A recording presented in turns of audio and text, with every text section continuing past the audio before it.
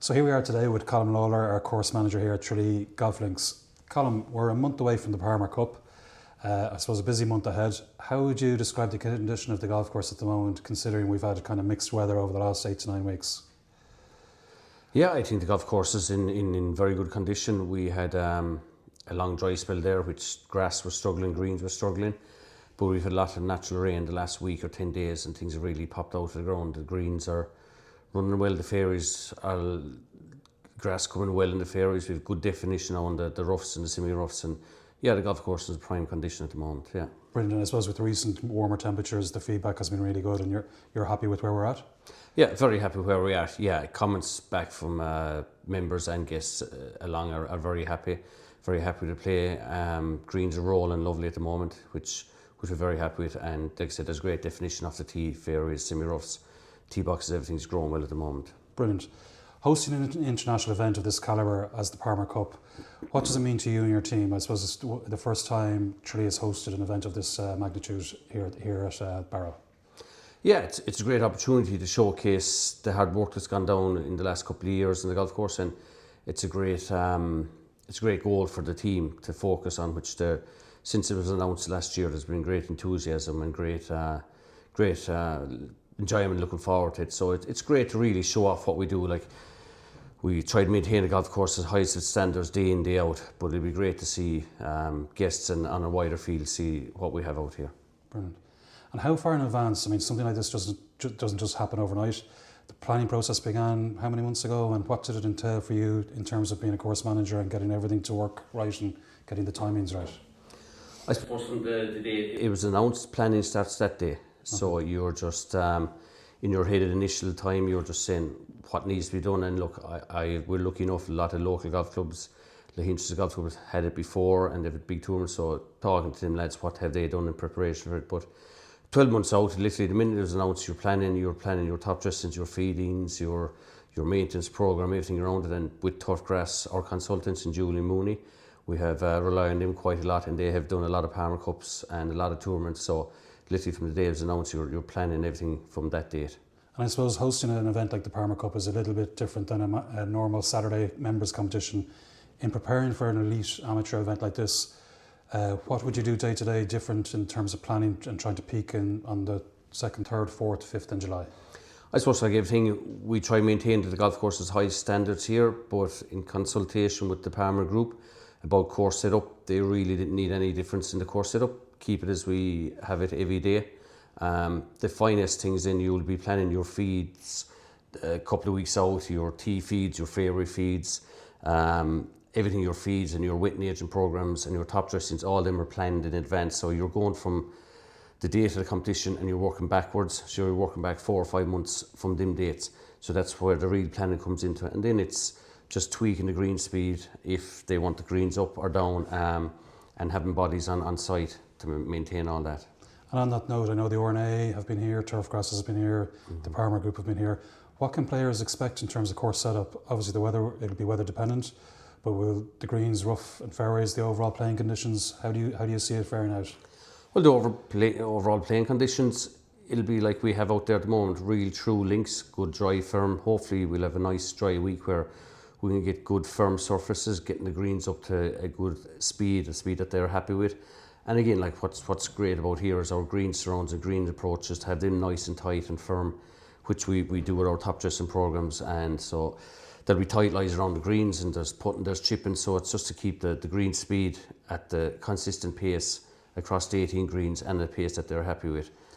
And I suppose that ties in with then we've the Golf Channel here, they're going to be doing a live stream. I suppose you're working on definition, and we have spectacular scenery here at the course, but if the course is defined properly, it really adds to that TV aspect. Is that one of the things you'd be concentrating on? Yeah, definitely. Like, cut lines are a big thing, and like we had a meeting with our own greenkeeping team here yesterday about concentration on cut lines, and we have a program laid out for everything from today and from the whole summer long, but really concentrating on cut lines and definition. And with the wet weather in the last couple of weeks, the roughs have come up, but they're not thick. They're lovely fescue light wispy roughs, which is a great test of golf. If your golf ball goes in there, you can see it clearly, but you have to select your club. It's not the easiest to get out of, but we've really worked on our roughs for the last 5 to 6 years and really thinned them out. the lovely windy fescue grass blowing in the wind. So, yeah. So it's tough but fair. It's tough but fair, yeah. Because I actually walked them this morning because we hear a few comments here and there. Myself and Jerry, my assistant greenkeeper, we walked them this morning, and we're literally throwing golf balls in, and you're walking from 20 yards out. You can see the ball clearly, but it's just a difficult shot. But that's what a fescue rough is supposed to be. Very good. You mentioned the team there. Obviously, the team have been working very hard for the last 3 weeks, as have the rest of the team here at the club. Do you have additional greenkeepers for the week itself? Are you getting help from other clubs? And I suppose, how important is that to you in terms of running a big event as a course manager? Yeah, I think we have up to 6 or 8 guys coming in from local golf clubs. There's actually 2 guys who worked for me previously here. They're coming back for the week. There's a guy who owns his own pitch and putt over the road. So we have 6 or 8 additional greenkeepers coming in, and they're all set up already, and we've a schedule for all of them. So it's great at the back of from local clubs, which is always great, and locals as well. Very good, and a big thanks out to them for helping us out. Yeah. Are there any particular holes you would see being very decisive in terms of, so it's a match play tournament, the scoring could be low, it could be high, again going back to condition and the weather. Where do you think the challenge will be in terms of these players? They may not have played a lot of links golf as well in the past. Yeah, I think, well, in golf world, I suppose, it'll be strategic when you're playing match play. So I presume it'll all depend on where your partner ends up with his golf ball. But some of, maybe 1 or 2 par 5s here, they can go from 2, but if your partner's in trouble, they might lay up. The 9th is a real tough green, so if you go for it in 2, you might be able to hold it. That'll be an area to catch them. The 12th is index 1 as well.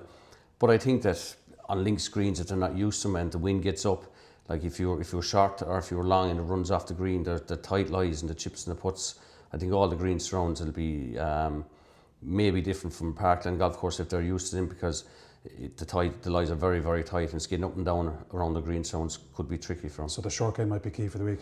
I would think so, yeah. Very good. And looking ahead to the tournament week itself, is there anything in particular you're looking forward to seeing? I mean, you've been here for 26, 27 years. It'll be the first time players of this kind of calibre to a wider extent have played the course. How are you looking forward to when they arrive and begin competing? Yeah, it's really interesting to see the calibre golfer that are coming. We know the calibre golfer that's coming there. They're superb golfers, so it'll be interesting. We've been lucky enough to have some of the great professionals here down through the years. I suppose they've all come in casual form, but I think it'd be great to see these guys who are playing a tournament and really, really striving to play the golf course. So they'll be holding back on nothing. So that the striking these guys and ladies hit the ball, it'll be very good, great to see, and the distance they'll hit and how strategic they'll play a golf course, and if the wind gets up, it'd be brilliant for us to see the level of that golf. I suppose aside from just preparing for the Palmer Cup, we also just finished the master plan, and we finished phase 8 this year, and I suppose that's the completion of a major master plan that took place over 5 or 6 years. How significant of a milestone for you, and I suppose for the club, and the impact you believe that has on the course, particularly the timing of hosting an event like this? Yeah, I think the master plan was a huge success, but there was a lot of pressure and a lot of stress down at this side of the house over the last 8 seasons. The winters were long? The winters were long and they were stressful.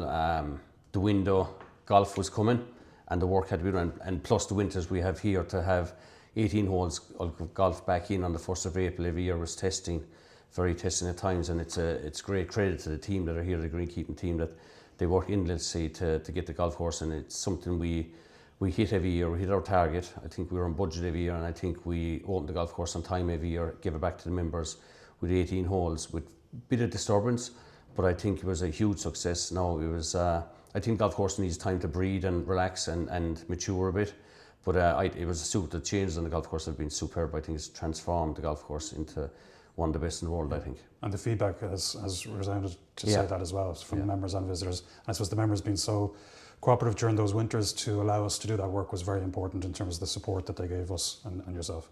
Exactly, yeah. The members have been super supportive, and it's really down to the members that we can do this work and present the golf course as we have. But yeah, the support from members has been brilliant. So finally, I suppose the Palmer Cup, it's the 30th year of the Palmer Cup, it's the 30th edition.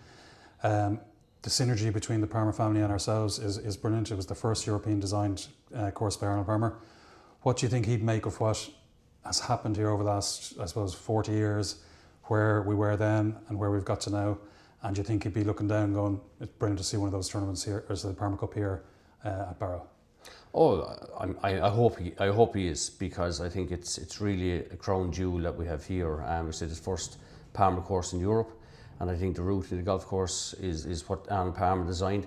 There's been a few tweaks and changes to grass pathways and tee boxes, but it's the Arnold Palmer golf course that we have here, and I hope he looks down at and be very proud of what we have here and the recognition it's getting now. Yeah, I'm sure he'd be very happy.